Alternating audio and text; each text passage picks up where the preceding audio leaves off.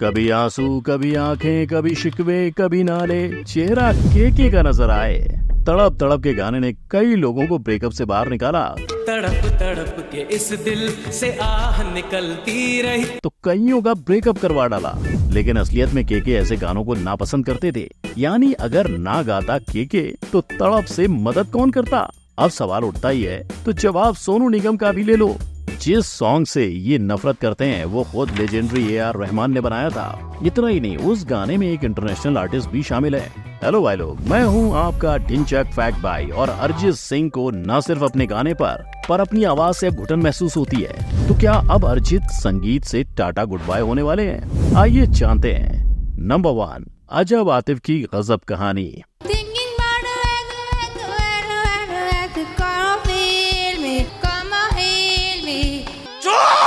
चुप हो जा, सातवीं फेल, चुप हो जा। क्या आपको भी तेरा होने लगा हूँ गाने के इंग्लिश लिरिक्स कुछ ऐसे ही लगते हैं? अब चाहे किसी को इसके इंग्लिश बोल आए ना आए, हिंदी लिरिक्स जरूर आते हैं, राइट?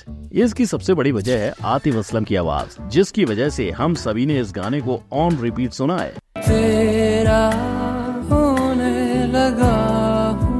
लेकिन आतिफ की माने तो उन्होंने अपने इस सॉन्ग को एक ही बार नहीं सुना, ना एक भी बार नहीं सुना। ना सिर्फ ये, पर उन्होंने तो अपने किसी भी गाने को नहीं सुना। सोचो, जिस इंसान ने सिंगिंग के लिए अपनी पढ़ाई को त्याग दिया, वो अपने ही गाने सुनने से इनकार करता है। आखिर क्यों? तो इसकी सबसे बड़ी वजह है उनकी आवाज।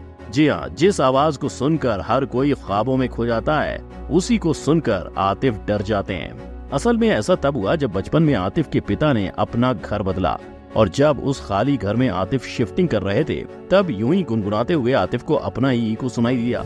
मगर भाई लोग, आतिफ की कहानी इतनी जल्दी खत्म थोड़ी ना होने वाली थी।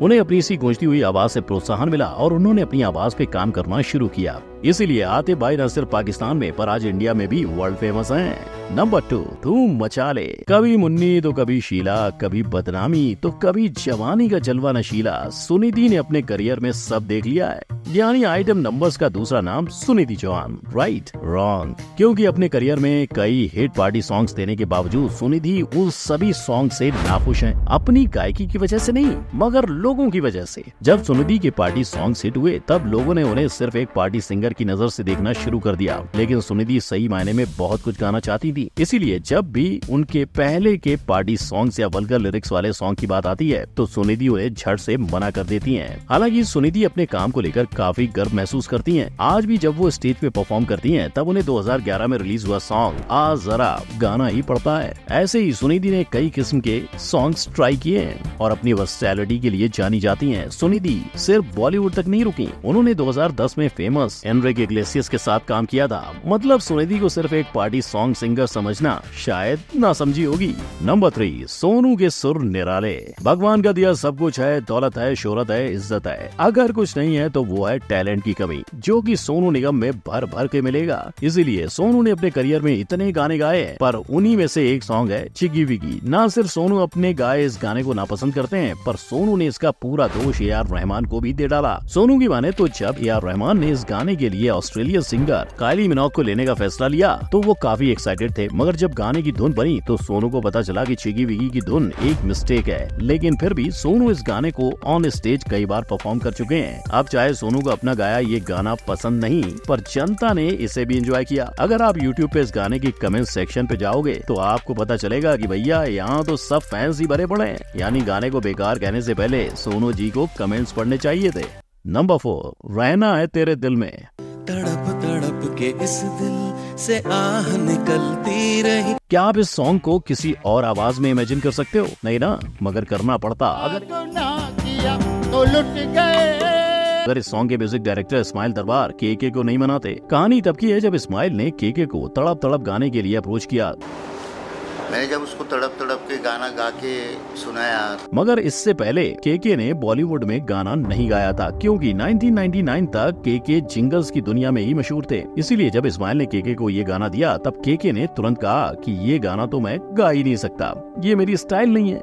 अरे इस्माइल भाई, ये गाना क्या, मैं पॉप सिंगर हूँ, मैं इस तरह के गाने तो मैंने कभी गाए नहीं, और इस तरह का गाना मैं गा भी नहीं सकता, ये तो बहुत मुश्किल गाना है। सोचो, अगर ना पसंद करके केके ने ये गाना कभी गाया ही नहीं होता तो चलो अंत में गाना कृष्ण कुमार कुन्नत ने ही गाया, पर आज वही आवाज खो सी गई है। लेकिन 30 साल के बड़े से करियर में केके हम सबको 700 से भी ज्यादा गाने देकर गए हैं। पर फिर भी जब केके ने अपने फैंस से विदाई ली तब सभी का एक ही कहना था, तुसी ना जाओ। आपको केके का कौन सा गाना पसंद है? फैक्ट भाई को कमेंट में जरूर बताइएगा। नंबर 5, अरिजीत संभल तू जरा। आवाज में इतना दर्द कि जिनका ब्रेकअप ना हुआ हो उनके भी आंसू निकल ही आते हैं। अरिजीत भाई एक ऐसे सिंगर हैं जिन्हें ऑटो ट्यून नहीं, ऑटो ट्यून को उनकी जरूरत है। मगर सबको रुलाने वाला ये सिंगर अपने सॉन्ग्स कभी नहीं सुनता। वजह अपने आप को सुनने से घुटन महसूस करना। इसके बारे में बात करते वक्त अरिजीत ने कहा कि कभी कभी उन्हें लगता है कि अरिजीत सिंह नाम सिर्फ एक मजाक बनकर रह गया है। For me, that name has become a joke in my personal life. इसकी वजह से ना वो अपने घर पे खुद के गाने सुनते हैं और ना किसी को सुनने देते हैं। मेरे खुद के गाने मुझे सुनने में इरिटेशन होता था।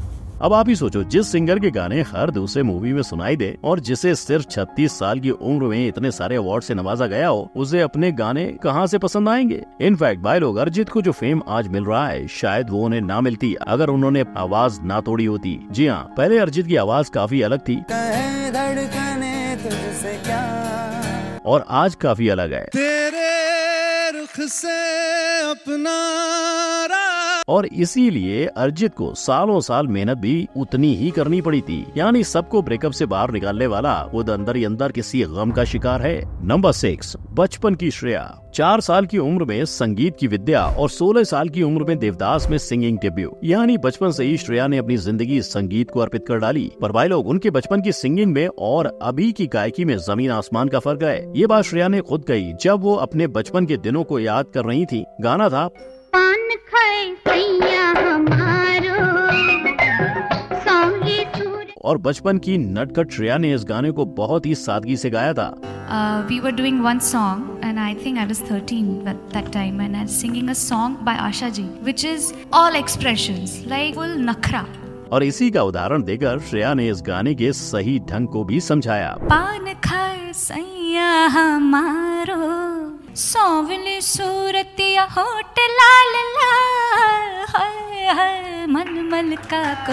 अब चाहे श्रेया को अपने बचपन के गाए गाने नहीं पसंद, लेकिन अभी वो अपने गानों से इतना लगाव करती हैं कि वो उन्हें रिक्रिएट होना नहीं देख सकती। उनके मुताबिक हर गाने में एक याद जुड़ी होती है। मगर ये बात तनिष बागची को कौन समझाए, जो आए दिन सिर्फ रीमेक्स बनाते हैं। Number 7, number 1 singer. किसने सोचा था कि जिस नेहा के ऑडिशन के वक्त अन्नू मलिक ने कहा था कि तेरी आवाज सुनकर लगता है मैं अपने मुंह पर मारूं थप्पड़ यार। वो आज उनके बगल में बैठेगी, पर ऐसा हुआ सब नेहा की बहन की वजह से। जी हाँ, नेहा का कहना है कि उन्होंने अपनी बहन को देखकर ही सिंगिंग प्रोफेशन में जाने का फैसला लिया था।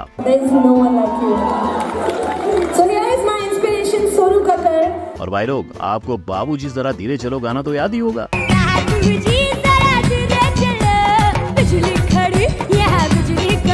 ये भी सोनू कक्कड़ ने ही गाया था। लेकिन आज सोनू और नेहा में एक बड़ा अंतर है कि जहां सोनू के गाने सभी ने पसंद किए, वहीं नेहा को कई बार ट्रोल किया गया। लोगों का कहना ये भी है कि थानोस ने नेहा की आवाज सुनकर आधी धरती उड़ाई होगी, मगर नेहा इनमें से कुछ भी नहीं सुनती। उनकी माने तो लोग उन्हें इसीलिए ट्रोल करते हैं क्योंकि वो नंबर 1 सिंगर है। यानी यहाँ मामला उल्टा है। ये नहीं, लोग उनके गानों से हेट करते हैं, लेकिन एक बात तो माननी पड़ेगी कि चाहे नेहा के ऊपर फागुनी के गानों को चुराने का इल्जाम लगा, पर फिर भी उस गाने ने यूट्यूब पर 48 मिलियन व्यूज कमा लिए। नंबर 8, पुरानी बातें। कहते हैं कि ऊपर वाले की अगर आवाज होती तो वो बिल्कुल मोहम्मद रफी जैसी सुनाई देती। नहीं थी इस जगह थी। और शायद ये बात सच भी है, क्योंकि आज तक दुनिया में कोई भी ऐसा नहीं है जो इनके गानों को नापसंद करता हो। लेकिन उनका खुद का क्या? मोहम्मद रफी अपने गाने से इतना नफरत करते थे कि उन्होंने चलता रेडियो बंद करवा दिया। उनके इस गुस्से का खुलासा उनकी को सिंगर उषा थिमोथी ने किया। उनका कहना था कि जब रफी साहब और उषा जी एक रेस्टोरेंट में खाना खाने गए, तब अंदर जाने के बजाय दोनों ने खाना गाड़ी में मंगवा लिया। इसी दौरान रेडियो पे रफी जी का एक गाना बजा। इस गाने को सुनकर रफी साहब ने उषा जी से कहा कि ये गाना जल्दी बंद कर दो, मैं ये गाना किसी को सुनाना नहीं चाहता। हालांकि फैक्ट भाई को सिर्फ इस गाने का पता चला है, पर रफी साहब के गुस्से की वजह नहीं मिली। और अगर पता चला तो लता मंगेशकर जी का, क्योंकि वो अपने गाने नापसंद करती हैं। भाई लोग, लेजेंड सिंगर के अंदर एक नुकसान और एक खूबी होती है, वो ये कि लेजेंड अपने गाने सुनकर तारीफ नहीं, काफी गलतियां निकालते हैं। और यही वजह थी कि लता ताई भी अपने गाने नहीं सुनती थी। तो भाई लोग, हर सिंगर अपने करियर में हजारों गाने गाता है, जिसमें से एक आध वो खुद नापसंद करता है। पर इसी के साथ शायद कई सिंगर्स का करियर ना बनता अगर उनके गली में ऑटो ट्यून की एंट्री ना होती। यानी क्या के आतिफ और दर्शन रावल जैसे सिंगर्स भी इसका इस्तेमाल करते हैं? इसे जानने के लिए आई बटन पर क्लिक करो। वीडियो अच्छा लगा हो तो लाइक, कमेंट, शेयर और सब्सक्राइब करो। मिलते हैं अगली वीडियो में। जय हिंद।